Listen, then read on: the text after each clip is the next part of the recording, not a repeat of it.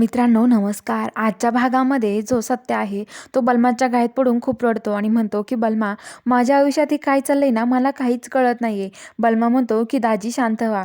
अरे असं काय करतोय सत्य तू? मी आहे तुझ्यासोबत. मला सांग फक्त काय घडलं त्या दिवशी. तर आता बलमाला तो सांगत असतो. बलमाला म्हणतो की बलमा, काय झालं तर मी तुला सांगू का?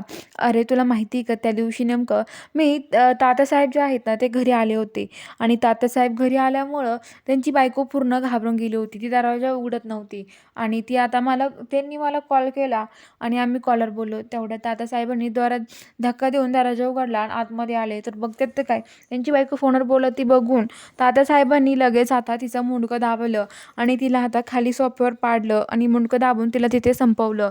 तर आता असं घडलं होतं, असं तो बलमाला सांगत असतो. 3 वर्षापूर्वीची गोष्ट. तर आता तो म्हणतो की बलमा म्हणतो, पुढं काय झालं? तर तो म्हणतो की हे बघ, आणि ते तात्यासाहेबांनी काय केलं माहिती का, मला फोन आला म्हणून मी लगेच घाई धावत तिकडे यायला निघलो तर मी तिकडे आलो पण.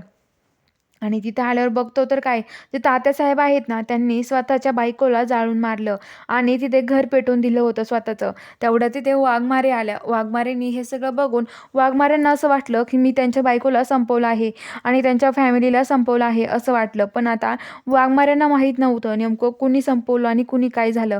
पण वाघमारेंनी माझ्यावर डाऊट घेतला आणि तात्यासाहेबांनी पण तेच सांगितलं की सत्याने माझ्या बायकोला जाळून मारलं आहे आणि ते परत जेलमध्ये निघून गेले. यामुळं म्हणजे वाघमाऱ्यांचा माझ्यावर विश्वास नाहीये. अरे हे सगळं घडलं होतं ना, मला हे वाघमाऱ्यांना सांगायचं आहे. बलमा म्हणतो की अरे ही स्टोरी अशी आहे का? मला तर आधी सांगायला पाहिजे नव्हतं सत्या, तू खूप दिवसापासून लपवून ठेवली. आता वाघमाऱ्यांना पण सांग ना तू हे सगळं काही.